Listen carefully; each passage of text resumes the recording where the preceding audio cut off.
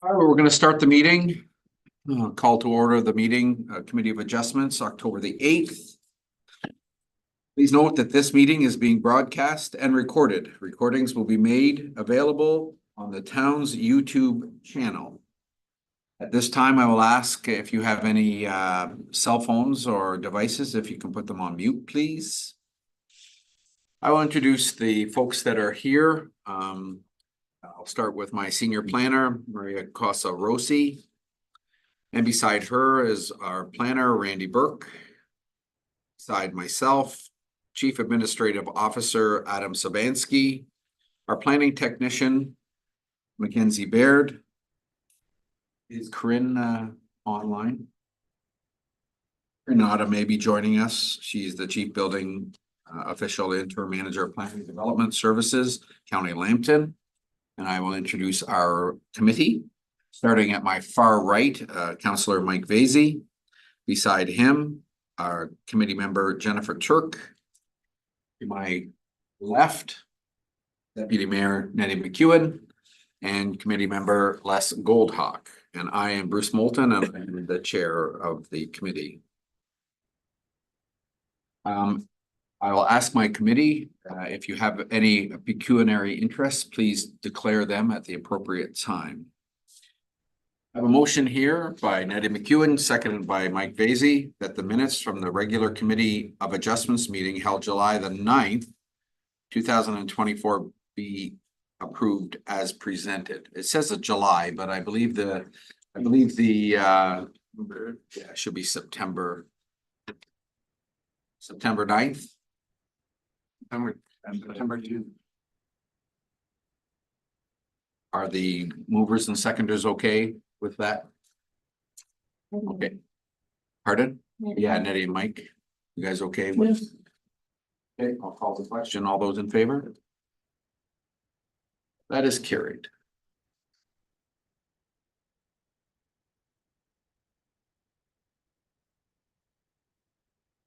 All right. We'll start with minor variance application A 2424. Notice that an application has been made by Craig and Jocelyn Hutchison with respect to the property known as Plan 617 Lot 42, Part Lot 43, RPRD 176, Part 18, RP 25R10019, Part 1, Town of Plympton-Wyoming, 6753 King Street. Subject property is zoned residential 5 R5. The following variance from zoning bylaw 97 of 2003 have been requested for the proposed accessory building personal storage. Number 1, a variance of approximately 0.71 meters, 2.33 feet to permit the main floor ceiling clearance to be approximately 3.81 meters, 12.5 feet, notwithstanding the maximum required main floor ceiling clearance of 3.1 meters, 10.17 feet as per section 3.3.4B41. So at this time, I will ask for our report from our senior planner, Maria. Thank you. Staff have reviewed the application and are recommending approval of the minor variance. We have reviewed the 4 tests and we have reviewed the official plans for both the county and the town and the zoning bylaw as well.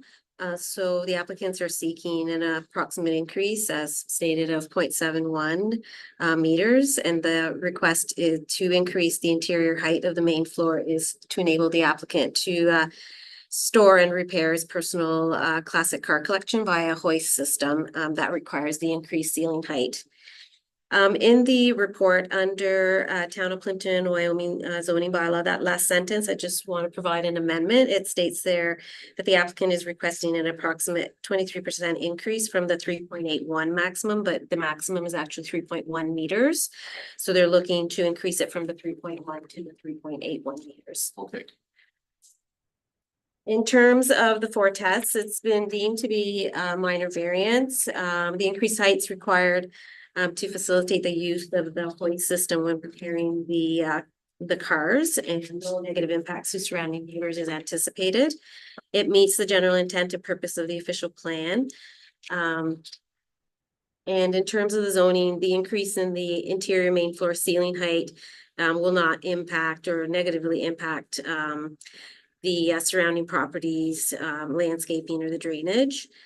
And it is desirable for an appropriate development of the use of land, since the increase in height provides the applicant with sufficient height to accommodate their needs in terms of repairing their using a system to repair their vehicles. So the impacts to the adjacent property owners is minimized in terms of side. There are some conditions that we did the circulation to the various agencies.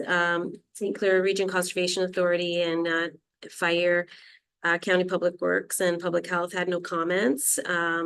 Public Works for the town indicated that certified lot grading was required to be approved by the town prior to permit issuance. And these are fairly standard conditions. Final grading certificate is also required upon final completion and subject to the town approval. And County Building Services just indicated that new building permit is required. Fees, including development charges, are applicable.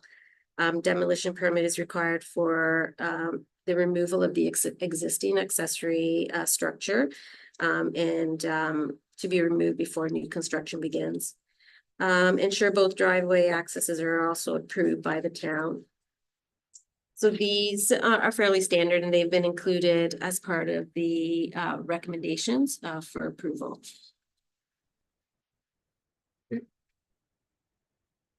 I don't believe we've had any correspondence, Mackenzie, on this application. Received any correspondence for the application? Okay. Craig, Jocelyn, anything to add to Maria's report? No, that's it. It's all explained pretty, you know, and the hoist thing is down the road. It's more so just for trailer to put in there or whatever we have. Trailer with a but vehicle on would. yeah, it's just, I'm not running a shop or anything. It's just for my own stuff and. All right, I'll start with my far left, Les. Have any questions? Eddie. Yeah, this is the same application, only just a higher roof. You didn't think it was The a choice? exterior walls were already approved for higher. It's the interior we need. We didn't realize the variance was required for the additional height for the interior walls, for the ceiling. So yeah, this is just. Okay, that's all I want to know. Jennifer, I don't have anything. Mike. Wishes.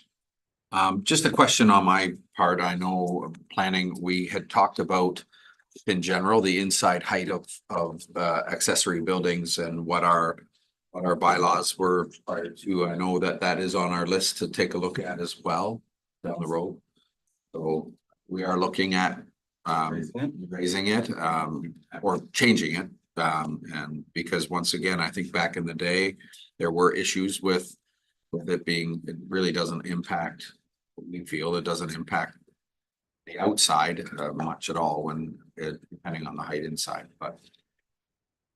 All right, so I have, so I'm gonna ask my mover and seconder of this, so that's Nettie and Les. So with the new numbers on there, I know the numbers are not necessarily on this, on the decision. So how do we get it on the decision, I guess, with the numbers that they're requesting? Oh, we can just amend it to include the numbers if you'd like. Yeah, I think we should, just so that it saves them as well, so they don't have to come back here. Okay, that. Put them wherever they have to be. Yeah, I don't know. I'm looking to see where it could be. Normally it'd be right at the front, but I'll just pass it over. So just for clarification, Mr. Chair, did you want it as part of the conditions of approval? Well, I just know that we changed the numbers in the application, I guess, or the in the application. So I guess we need to have it, unless it's gonna be joined on to the decision, but I'd like to have it in the decision. Normally, we would have the variance in the decision, what we're. Is that okay? Yes, absolutely. Like 1 meters increased to, yeah. So, on here is just adding under the minor variance application from provision 3.1 meters increased to 3.8. Is that okay with the? It's okay with me. Sorry, I apologize, if I could just interject, could Sure. we just add to approximately 3.81 meters, just to allow for any minor, so that they don't have to come back in case there's just a minor deviation from that. Want to see them again? The approximate will allow building I services. appreciate that. we're just trying to do You like- it, Mackenzie. Just through you, Chair, just to note, the numbers are on the decision itself, which will be signing after, just the motion currently that doesn't have Right. variance on it. Okay, so. These guys are signed the motion, so I guess when I read the motion, they should know what they're voting on, I would think. Yes, I'm gonna read it. Okay.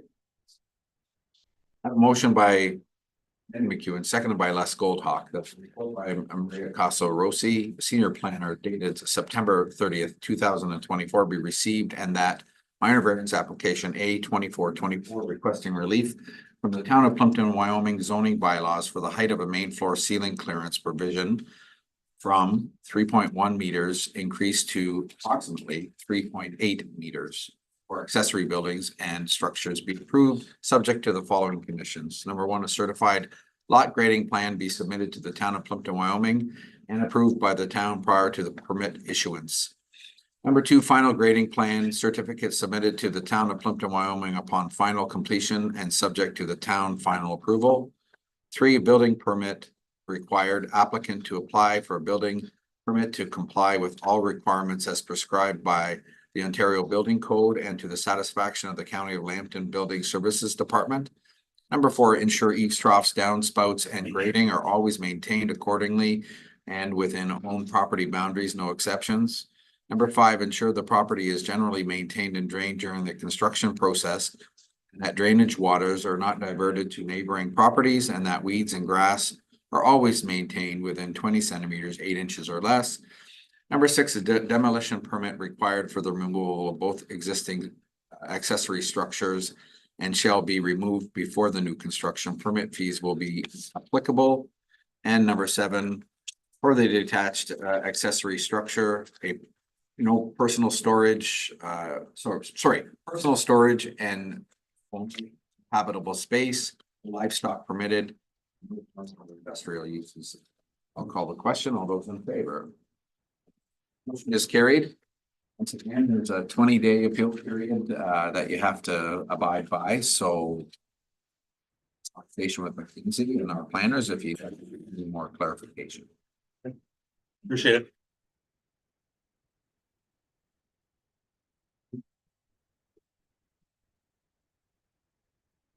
We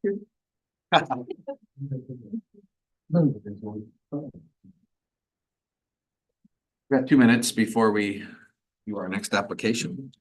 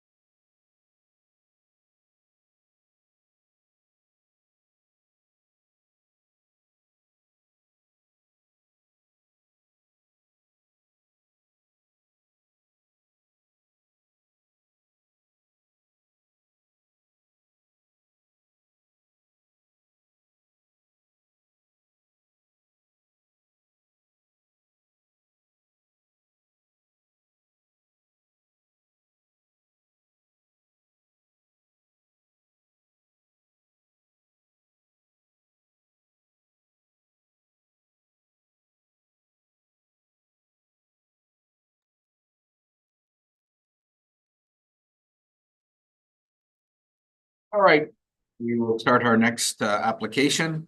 Minor variance application A 2324. Take notice that an application has been made by Kim and Jim Inglis, Henderson as agent with respect to the property known as Plan 25M-74 Lot 7, Town of Plympton-Wyoming, 6767 Griffin Drive. The subject property is zoned residential 5H R5H. The following variance from zoning bylaw 97 of 2003 have been requested for the proposed driveway. Number one, a relief from section 3.16.4F prohibiting driveways in areas defined as site triangles. I will refer now to our planner, Maria, for her review. Mr. Chair. So staff have reviewed the application and they're recommending approval with the following condition that the driveway be located in the exact location as per the attachment 1 of this report. There is just draw attention to the drawing on screen. So the area that's highlighted in yellow is the a portion of the driveway that is outside of the site triangle, and the area that's highlighted in pink is the area that is inside the triangle. The percentage is, it's a very small area. So according to the surveyor, it's approximately 0.89 meters squared. So in terms of the county official plan, the town official plan, and the zoning, it does comply with the policies and the regulations.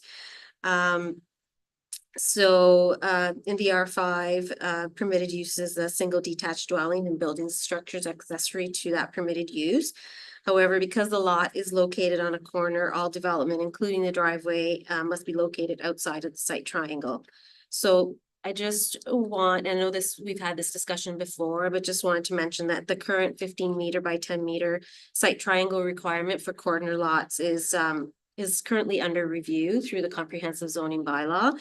And it is been shown that it is a bit onerous compared to the standards in other municipalities. And staff have also noted that there's been an increased number of minor variance applications seeking relief from the site triangle regulations. So in terms of the 4 tests, it's been mean to meet the 4 tests in terms of the area where the driveway is located. It is appropriately located on the site. It is away from the corner. And the area that is within the site triangle, it's not anticipated that people are going to be parked in that area. So visually, it's not going to have, it's not anticipated that it'll have a negative impact on either drivers or pedestrians that are in that area. It does meet the general intent and purpose of the official plan.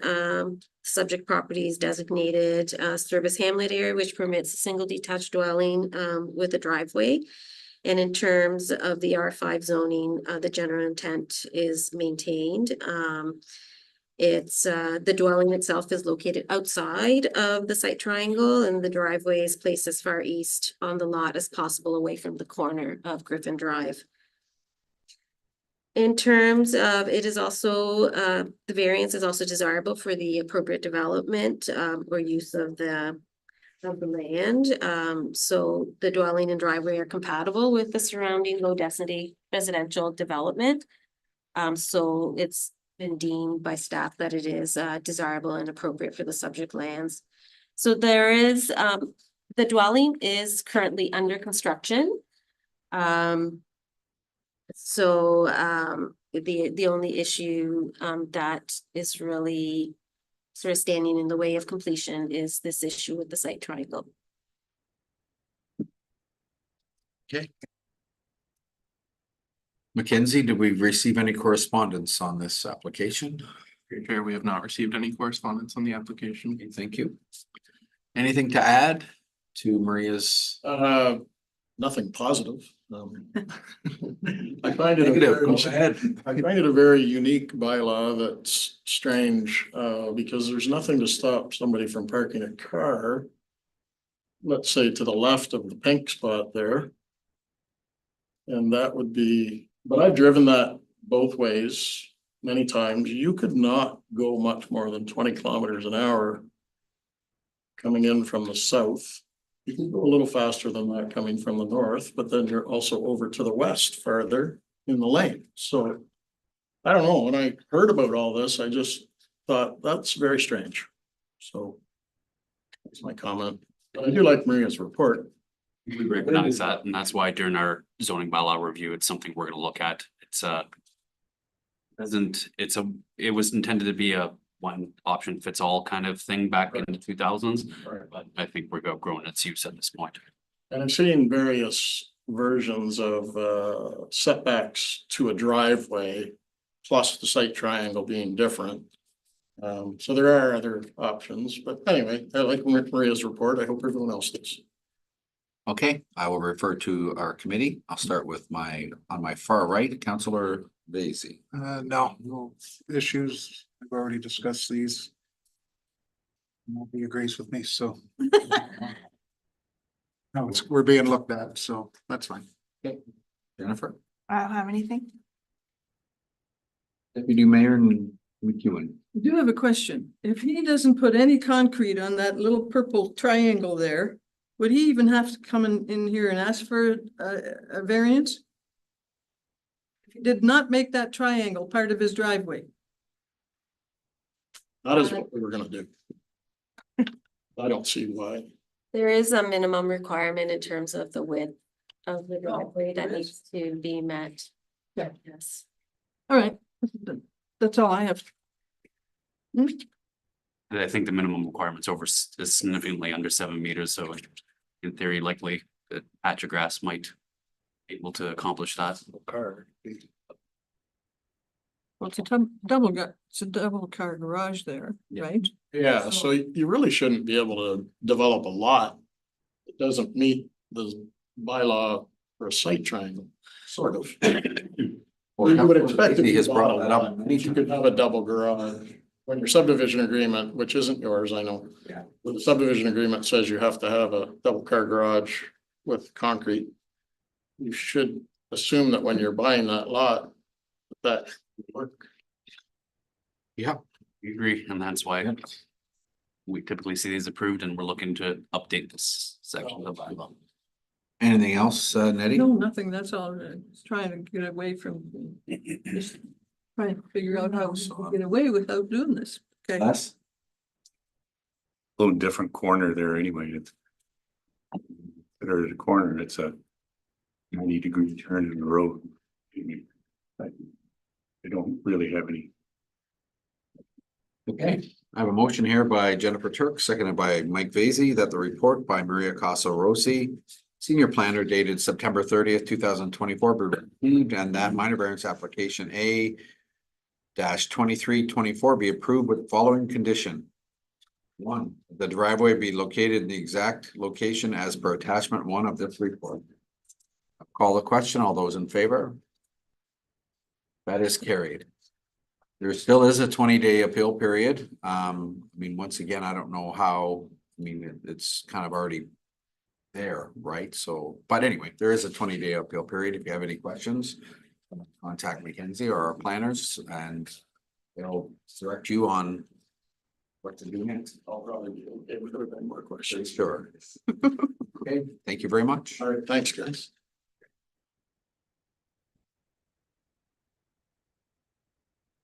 Little carry thing in here.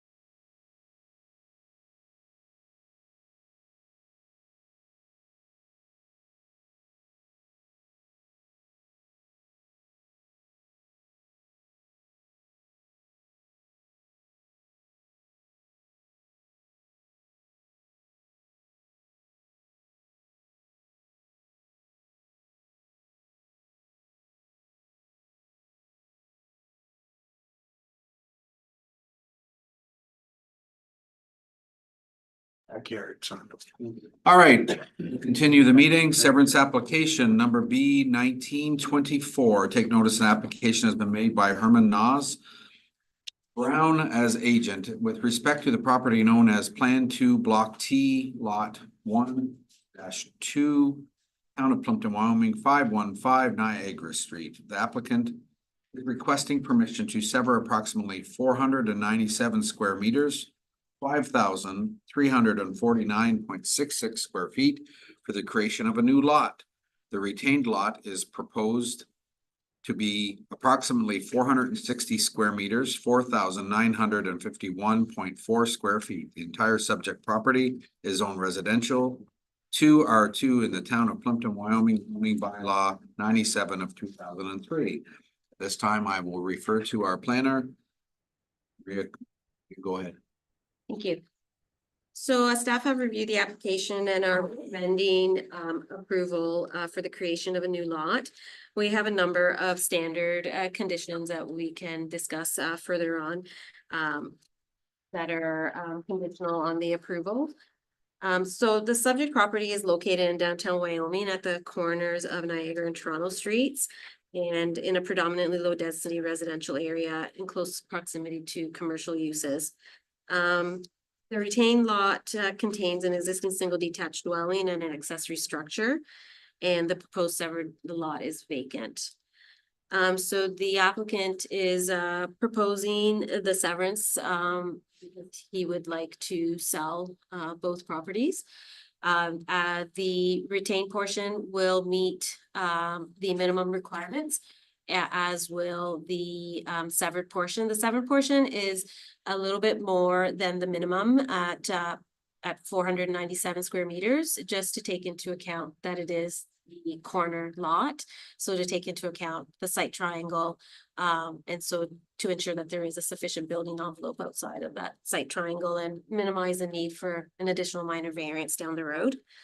So in terms of the application does comply with the town's official plan policies and the zoning bylaw regulations. The official plan designates the property residential, where the primary uses are residential dwelling units.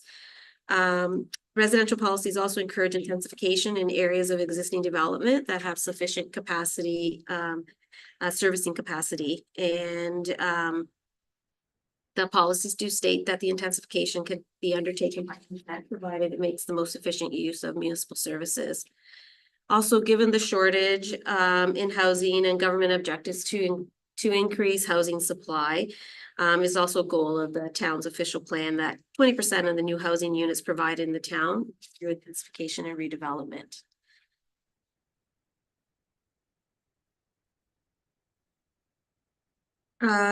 So the policies in terms of lot creation require that they must be appropriate for the proposed use and have regard for the siting of proposed buildings and points of access. So it can't result in a landlocked parcel, which this does not. And each of the proposed lots front onto and have direct access to a public roadway, which would be the case here. And that this roadway be maintained for a year-round basis. So just the standard, adequate for the traffic that might be generated. It's zoned residential 2, and currently what's being proposed is the minimum lot frontage and lot area requirements. In terms of, it meets the minimum for the retained in terms of lot area, but in terms of the frontage, it does exceed the frontage. That the minimum is 15 meters. And the severed lot will have a frontage of 19.13, and the retained will have a frontage of 17.4. And so it's anticipated that this increased size, again, as stated, will accommodate the site triangle. Also to note, the lot coverage for the existing dwelling and the shed comply with the zoning as well.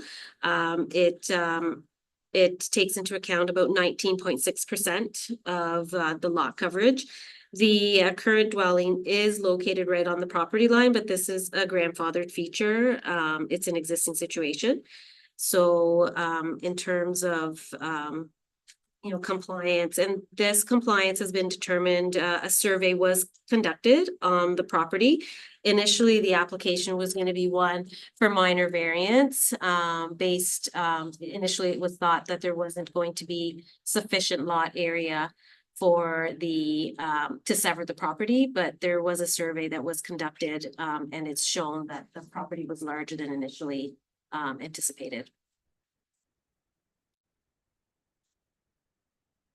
Mackenzie, any responses on this application? We received no correspondence on the application. Well, anything to add to the report? Well, I really appreciate what Maria has done here, and I didn't know where to go with this, and I had an engineer, but now I have to find another one, which I've done. And yeah, I'd really like to go ahead with this. I'll refer to my committee. Deputy Mayor McEwen. You just brought something up, that the house is right on the lot line? Yes, existing, yes, Lot line that, to the east. Not the severed lot line. no, but to the one, The retained. Just the current dwelling is located on the property line. yes. So, but you're making a new lot. But it's there's nothing that can be done to, it's an existing situation. So it was felt that it didn't require, If that's the way you feel, that's not the way I understand it, but go ahead, it's fine. Anything else, Nettie? No, that's it, no. Les? Everything's good. No, I don't have any questions. Mike? Jennifer? I have a couple things. So I'm with Nettie. We've created a new lot. Yes, I know it's existing, but it almost needs to have a minor variance in order to allow for the house to be where it is. And secondly, we've dealt with this in the past with severance agreement being registered on title, because it is for sale and has been for almost 3 weeks. If it sells and the conditions aren't completed, who's keeping track and who's making sure that that's right to the property of the severed lot to make sure that those conditions are all done and completed within 2 years? Or to our partner? so, the properties would not be able to be sold unless the severance is completed and all the conditions are met. Because if it were to go to a lawyer, they would determine that these are not separately conveyable lots. So staff, in the 2-year time frame that the applicant has to meet the conditions, staff will be tracking when each condition has been met. But the properties would not be able to be sold and title transferred unless the properties are deemed to be separate conveyable lots, in which case that would not be the case until all the conditions are met and the deeds are stamped, and that's the standard process. We typically do not stamp deeds until all conditions have been met. Well, I understand that process. I understand that. But if you have a severance agreement on title, if there's other conditions that get missed, fall through the cracks, and we did it with one other severance application already this year, out towards the lake for Ouellette. So if you're gonna do it for one, be consistent, do it for all. Other than that, I'm fine with the severance, just it's the process. It's already for sale. The ad says that they're waiting for the severance. Well, just because the severance gets approved doesn't mean that the lot can be sold. There's still factors that are involved with it that I'm not sure if the applicant is aware of that. Give me a whole bunch of stuff that I've done before, right? Yes, I did. Yeah. So, and if a committee for the conditions for approval can list them, if that is a concern. But it's my understanding that legally the lots can't be sold unless they are deemed to be legally, unless they can be demonstrated as separately conveyable. That's our understanding. And that house was originally, I was gonna tear that down. And I did come to Mr. Stefanski and a couple of, and you were there too, right? I wanted to put a fourplex on there, but it didn't really allow for that. That would have been like a seniors complex with, you know, wheelchair accessible and all that stuff, but since that didn't work, this was my second plan right here, so. Can I ask a question? Why wouldn't it work? This the zoning wouldn't permit. Oh, you could have just gotten the rezoning. Yes, we suggested that. Oh, okay. Didn't want to do a rezoning? What was that? You didn't want to do a rezoning to allow the fourplex? No, because it sounded like it was gonna be kind of complicated. Oh, There wasn't enough land area to permit that, I think. Is that right? it's just you know, we need this. Yes. So your worth, Mr. Chair, we provided the applicant with a number of options, and at that time, it was also an issue of cost to do the rezoning and the severance and also timing. So we provided the options, and then this is the option that the applicant chose. And I guess just to go back to the question on the minor variance for the lot line.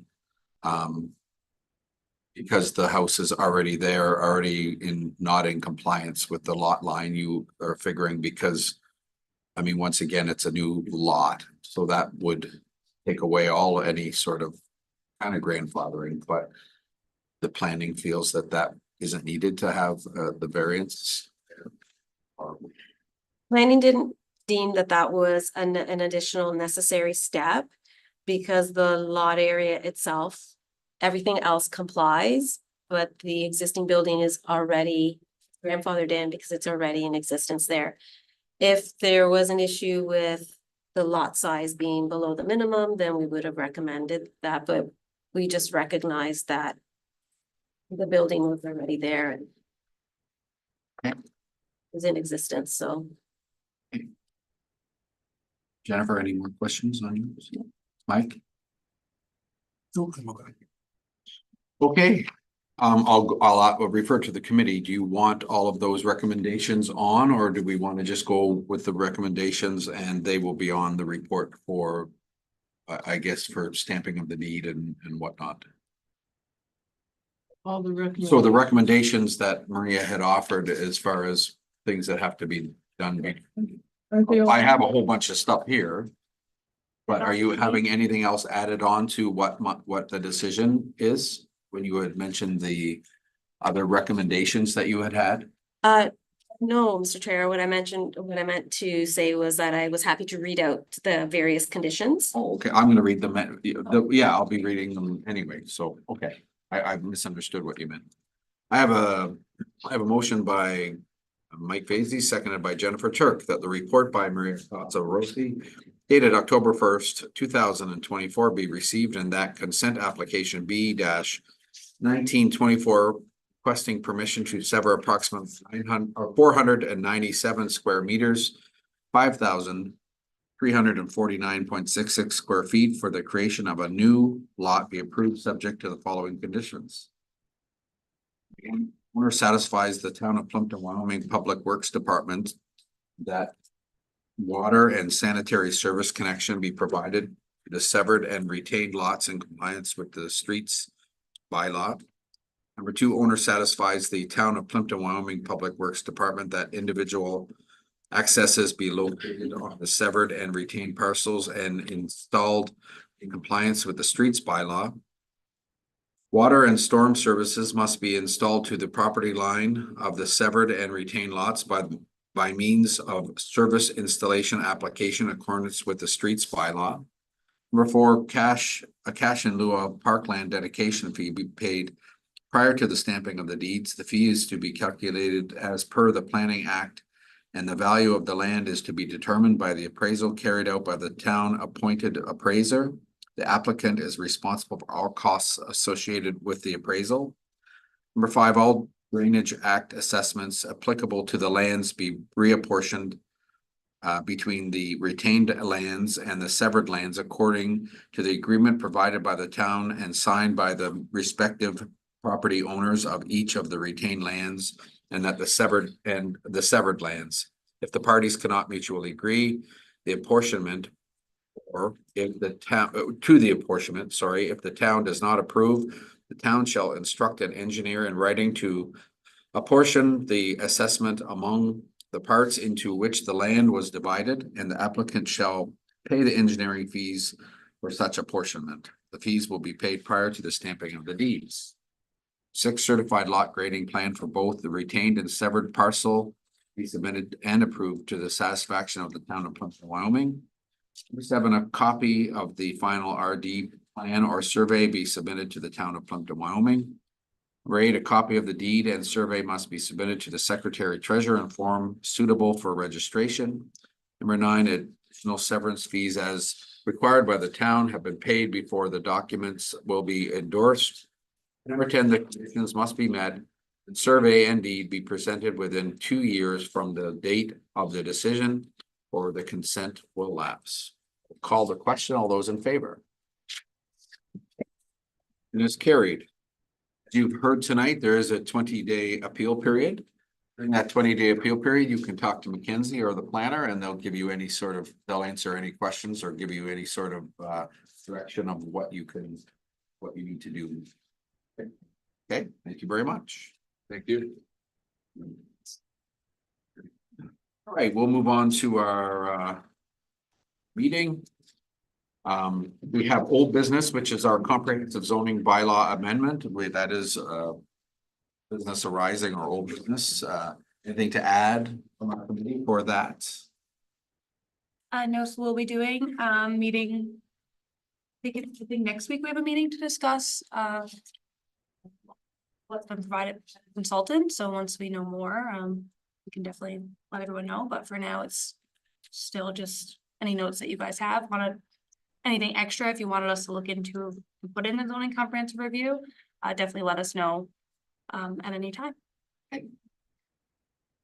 We'll move forward. It's kind of new business, but business kind of arising. The provincial planning statement, Maria, you were going to have some sort of information report for that. So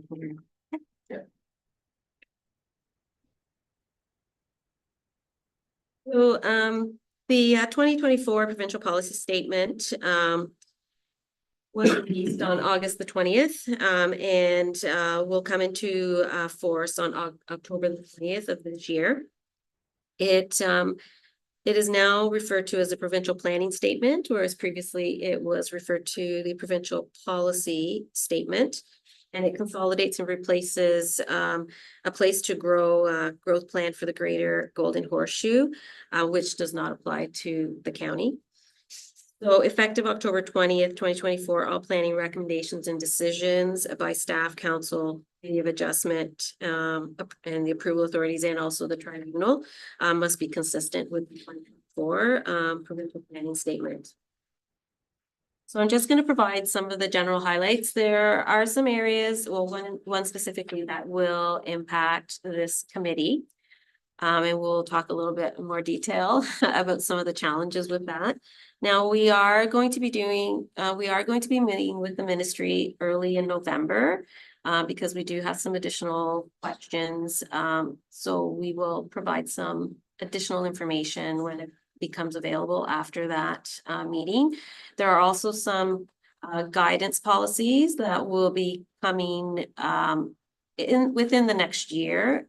Depends on which policy area it's relevant to, but specifically for the agricultural policies, we are anticipating that some additional guidance policies will be coming out within the next year. So, and some of the information, especially the agricultural policies, we have confirmed the information that's in this report with the ministry. We did ask for clarification because it is a bit of a departure from previous interpretation.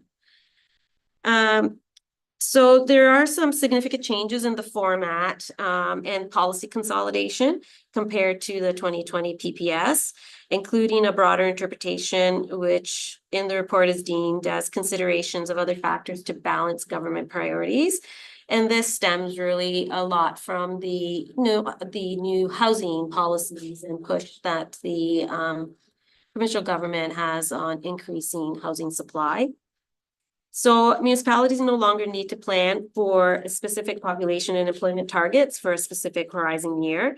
They will be required to supply enough designated land to meet projected population years for a minimum of 20 years to a maximum of 30. It previously was a minimum of 25. So infrastructure, public service facilities, and strategic growth areas, including employment areas, can exceed that 30-year horizon. So, and it's the Ministry of Finance projections are to be used for this growth forecasting. However, municipalities may modify those projections with their own local projections. Currently, the Ministry of Finance projections only extend to 2046 and are only provided at the upper level at this time. So there is, of course, an emphasis on increasing housing variety, land designation for urban use, and targets for affordable to low and moderate income households. There is included in the PPS 2024 definition of affordable housing and low to moderate income households based on average sale prices and market rents at the municipal rather than regional level.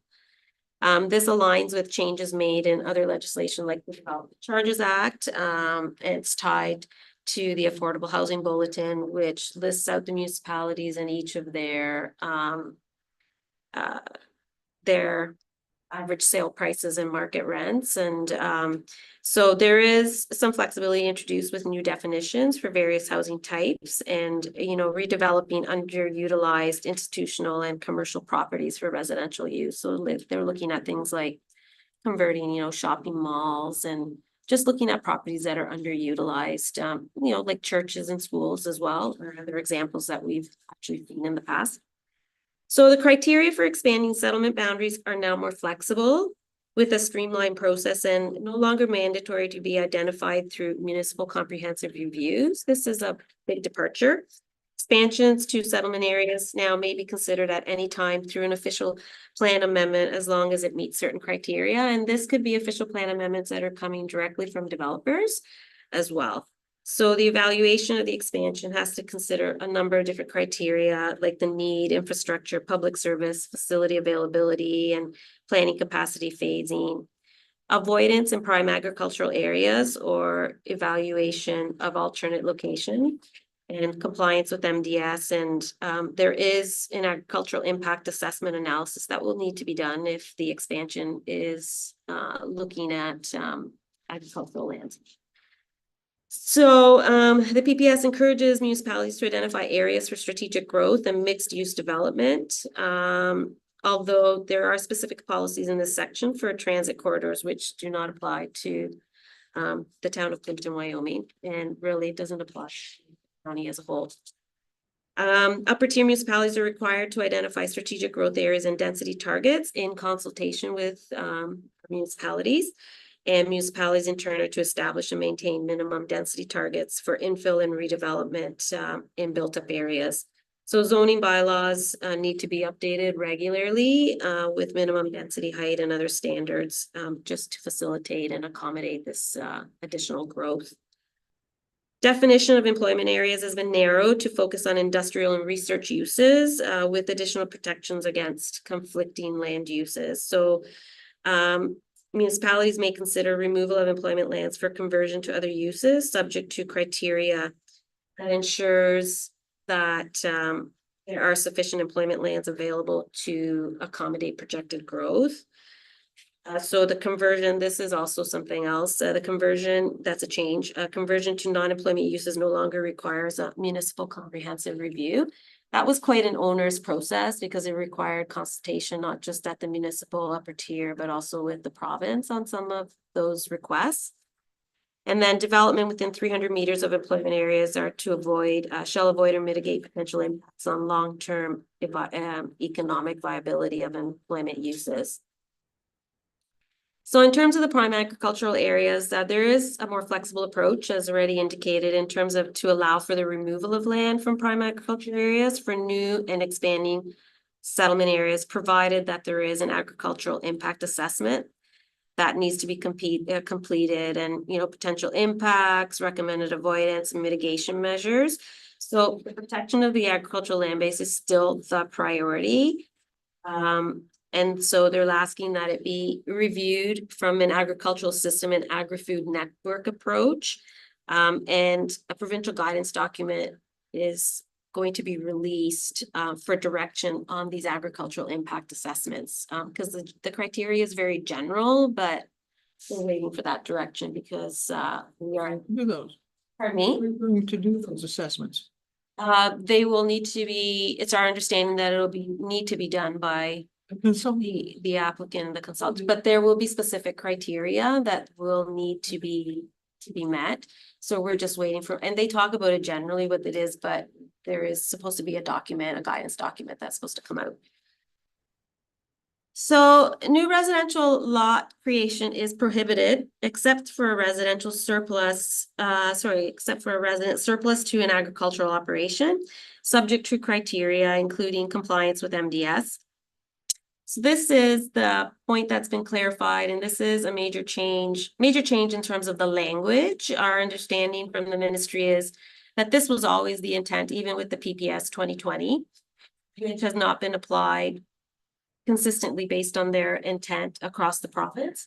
So the number of surplus dwelling severances is limited to only one new residential lot per farm consolidation. So the language previously in the draft was written as a new residential lot. And then they changed the wording from A to one, which is very limiting and restrictive. And then the language was also added to per farm consolidation. So in the case where there is farm consolidation, there are 10 lots and each of those lots has a dwelling on it. They would only be permitted based on this PPS direction to sever one. So as a result, the town's official plan will require an amendment for clarification and consistency. And additional provincial guidance is going to be developed and released in the coming year. So this information has been confirmed with the ministry because that has not been the understanding across the board in terms of 2020, and it certainly has not been the understanding in terms of the current policy direction. So this will, of course, be something that we will be discussing in November with the ministry because it was going to be an issue of trackability for staff. Is that going to be something that the municipalities will be tracking? How are we going to track that? How is that going to be tracked across the board, the province where there's farm consolidations over municipal boundaries? How far back is it going to go? So there's a number of things that we need to look at, and certainly the questions already been asked of us, what if, there's a change in name in terms of, like where. So those are all things that we need to be asking for further direction, because we want to ensure, especially here, we are starting with the surplus dwelling severances, and we want to ensure that the approach is consistent across the board and not, that we don't have applicants that are concerned about fair applicabilities. In that regards, like, for an example, you have farmhouses. It's an industrial farmer that has come in and bought both parcels and is combining those two. One of those dwellings. Correct.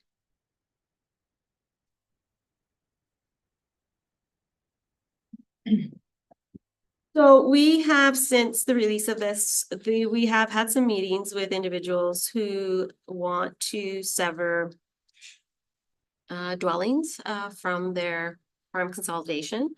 So we have begun to communicate that this is what the policy direction is as of October the 20th, just to ensure that this is being communicated and is understood. Now, that's not to say that the policy direction may change once the guidance documents come out, but for now, the ministry has confirmed that it is one severance per farm consolidation.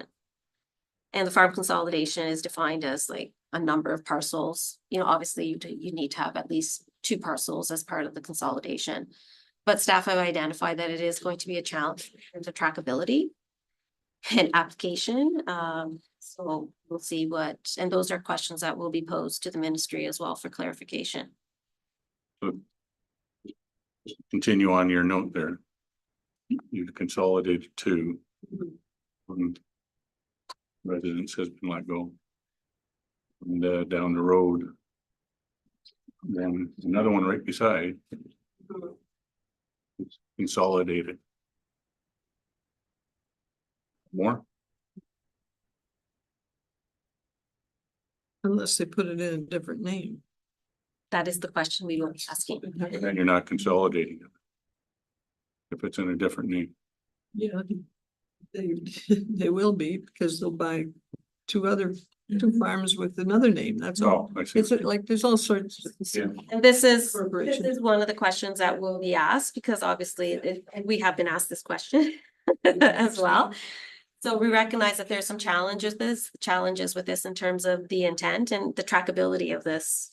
So because you could have one individual who has one from farm consolidation, but also owns farms in another consolidation, right? There's that issue too, where one individual owns one under their own name and then they are part owner somewhere else, or then they have 10 parcels under one farm consolidation, and maybe they will choose to rename, have 3 in one, 3 in another, and 4 in another. And so it's an issue of trackability, and how can we logistically do that so that there is a fair application of the policy. In truth, we're looking to keep housing. Like I hate going down roads and seeing old farmhouses that were beautiful shape, like they still stand square. Let go because cover it for a residential property and keep the farmland around. We need more housing. Well, that's my. We're taking them right off the market. That was their whole. Yeah, like, so anyway, that's just a little. I understand. We're not tearing the house down and farming where the house was anyway. They don't want the house to be there. Ain't nothing. And this is why staff contacted the ministry when this document came out, because the language was very restrictive. And so there was a question of ambiguity in terms of the definition for farm consolidation, and we can all read the definitions, right? However, it's just, we needed that clarification from them, and they said, so farm consolidation, it does list parcels as in plural, which we knew.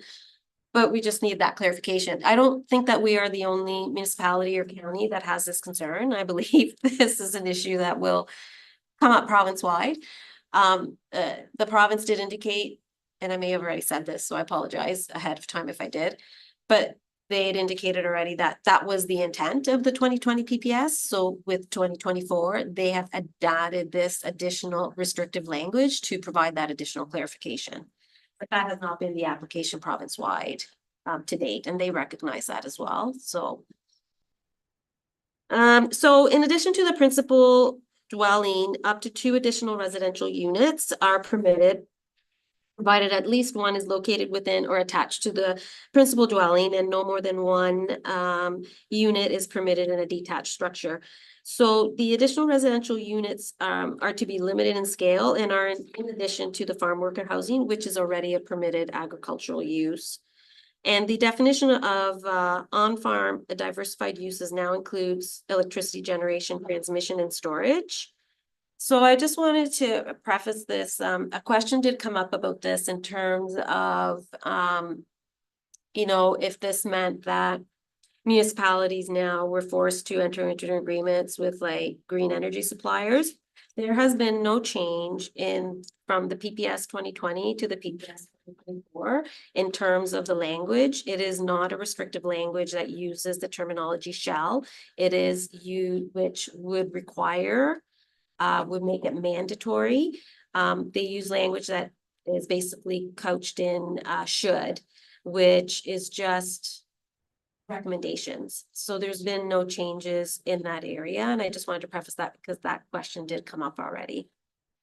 In terms of infrastructure and continued promotion of efficient use and optimization of existing municipal and private communal sewage and water services, we're looking for clarity from the province regarding the undefined word of timely, which has been added to the policy direction for accommodating forecasted growth of sewage and water services. Also allocation and reallocation of unused municipal sewage and water servicing capacity if necessary to meet the needs for increased housing supply has been mentioned.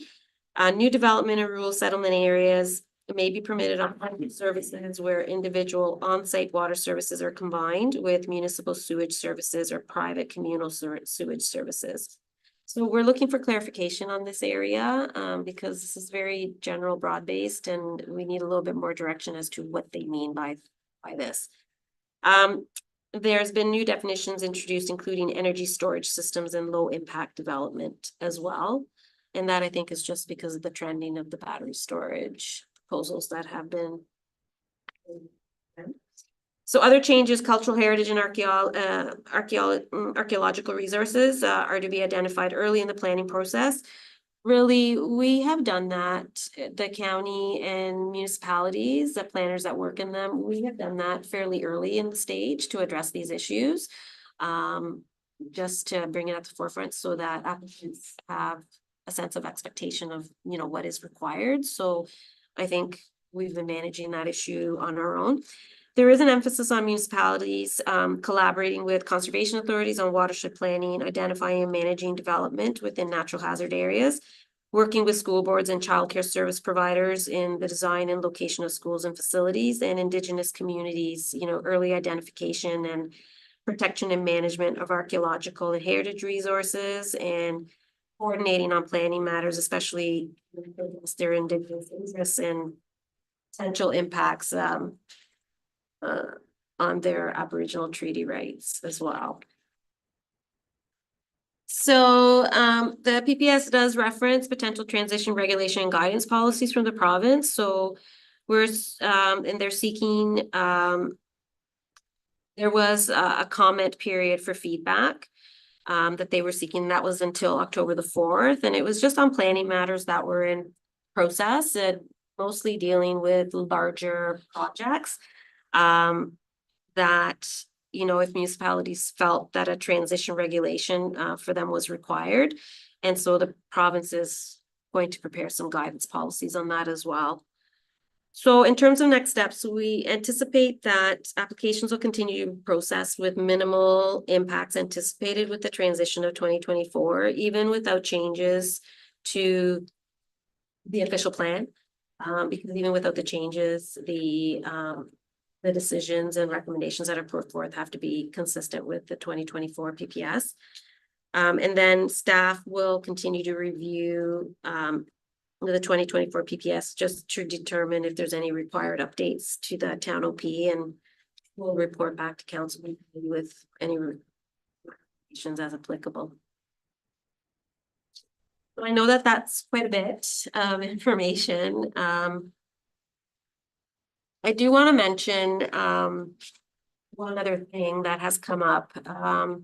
So they just recently, when we had a discussion about Bill 185, we had discussed that there was a placeholder in the Planning Act for ministers' regulations that could impact or override some zoning bylaw, municipal zoning bylaws. And so they have just posted recently I believe September 23rd, in and around the end of September. They've just released for comment and feedback on the environmental registry, the minister's regulation for additional residential units. So the biggest change, there are some changes that it overrides like angular planes, but that's not really something that's applicable right now. It's usually the larger cities where they look at basically like shadowing and sunlight detraction in low residential areas from mid to high rise residential development. There's the biggest change is really the lot coverage has been increased to 45% across the province.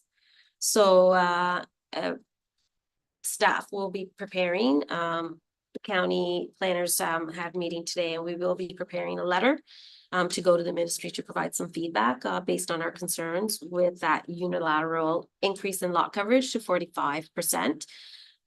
Because it doesn't take into account stormwater management and just, you know, drainage, and just the application, I think, is a bit concerning. Like even if we look at increases to 40% lot coverage in some areas, once you look at the stormwater management plans, they can't accommodate for even 40%.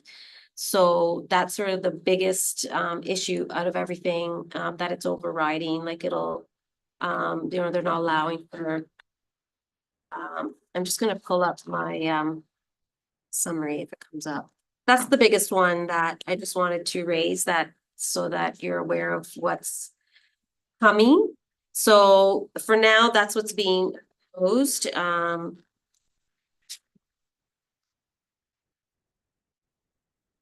While you're looking, can I yap for a minute? Of course. You were saying like, if when you're looking at our zoning bylaw and the province wants more intensification now, Yes. and we incorporate that in our zoning bylaw to allow maybe like a triplex, fourplex on properties. Like, then he wouldn't have needed to go through any kind of a rezoning. He would have been able to put his fourplex up on the double lot without.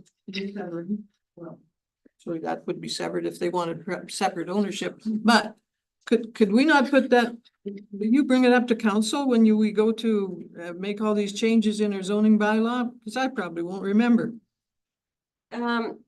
So in terms, that's the lot coverage, so there would be other zoning stipulations that would need to be adhered to. We did have a discussion about, because it's only section 34 that started being overridden. So there might be other mechanisms that we can put in place to ensure, like, if there is concerns with the increased lot coverage, that could address that. We should be allowing increased lot coverage and, you know, just as a matter of right in these residential zones. We need more intensification instead of going out there chewing up all this agricultural land. So simple. But to go along with that, You're sitting next to me. yeah, I know. But to go along with that, like I'm reading in this one here, evaluation of expansion must consider need, infrastructure, public services, Well, yeah. facility availability. And then the next page is talking about the infrastructure, sewers and so forth. So basically, like, in all of those, it wouldn't have been in the plan to have fourplexes there, to be able to have the sewage and be taken care of. You can just 4 connections instead of 1. So You need a bigger carrying pipe to take it away, unless that No, you carrying don't pipe. need In that situation, it would have been fine. yeah, I'm just talking, like, that's a one-off. Yeah. But if you're talking about a larger area where that, just expansion of subdivisions here. I Well, mean, the council does have that power during the zoning bylaw amendments. We can take low density residential zonings and put them into zones that allow for higher density. The coverage will be a challenge because that's through the provincial policy statement, so but you match that. Another challenge will also be the minimum dwelling size that the building code currently has is bigger than some of the houses that were built in the 70s and 60s. Yeah, for 3 bedrooms, the 1,200 square feet is notable for a single family dwelling, main floor. Go ahead, Maria. So the minimum of 45% lot coverage is for all buildings and structures on parcels with additional residential units. It's specific to the additional residential units that will be located on these parcels, especially those on municipal servicing. So we talked about the angular plane. It will also override minimum lot size and lot area requirements specific to parcels with additional residential units. So that will have some impacts on us as well. Those are the main ones. There's also overriding floor space index, which is sort of a calculation done with gross floor area. Not sure that will necessarily have a great impact. We'd have to look at what exactly is released in terms of that. And then there'll be a reduction of minimum distance separation to a maximum of 4 meters between the main dwelling and accessory structure. Not much an impact even in Lambton for that, because most of our bylaws require a minimum of 1.2. So we're well below that 4 meter maximum. So there's about 5 points, but the biggest one is the minimum 45% lot coverage. So you have your main dwelling and then you have these additional residential units. So we're just trying to balance. We're not saying that it's a bad idea. We're just concerned in terms of servicing and like drainage, right? Some areas have already issues with drainage. So we just want to make sure that those things are balanced and that it's not creating other problems. Okay, that's kind of what I was, The drainage. drainage, sewage. Yeah. We need to also look at, addressing, emergency service, access to these properties and units, and there's just a number of different things and so, staff is looking to bring something to council in terms of additional residential units, and we would have done it before, but our agenda has been quite full. But now, we'll have a further discussion at the staff level as to when something will come, but I think, based on this new information that has come out, we may want to wait to see what the final document looks like. Looking forward for council to consider, or at least provide a motion for staff to move forward with. Great, thank you. Any questions of Maria? No. Thank you very much for the report, Maria. I have a motion here by Nettie McEwen, seconded by Les Goldhawk, that the information report by Maria Casa-Rossi, Senior Planner, dated September 11th, 2024, providing an overview of the 2024 Provincial Planning Statement be received. All those in favor? And that is carried. Thank you again, Maria. I will move forward to our any questions or any new business from our committee that are here. Start with our staffing. Anything, Mackenzie? I have nothing at this time. Okay. Anything from planning? I have nothing other than. Okay. Committee member, or Adam, I guess I can do you next. Nothing. Thank you. Committee, Les? No. Eddie? Mike? Jennifer? Okay. Thank planning and our planning technician for all the work that they did for this meeting. At this time, I have a motion by Les Goldhawk, seconded by Mike Vasey, that the Committee of Adjustments meeting be adjourned and the next meeting be scheduled for November the 12th, 2024 at 5:15 p.m. Those in favor? That is carried.